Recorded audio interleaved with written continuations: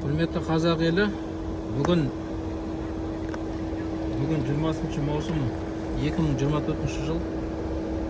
Мынау Шымкент қаласы инфекционный больница дейміз.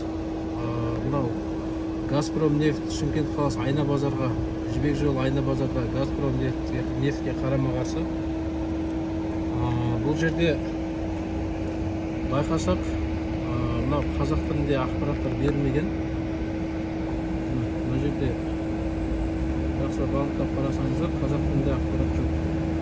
Тек қана орыс тілінде, мемлекеттік қазақ тілінде ақпараттар берілмеген, көптеген ақпараттар. Яғни мынау құрылыс жұмыстары жүріп жатыр деген мынау ақпаратты тек қана орыс тілінде берген, қазақ тілінде бермеген.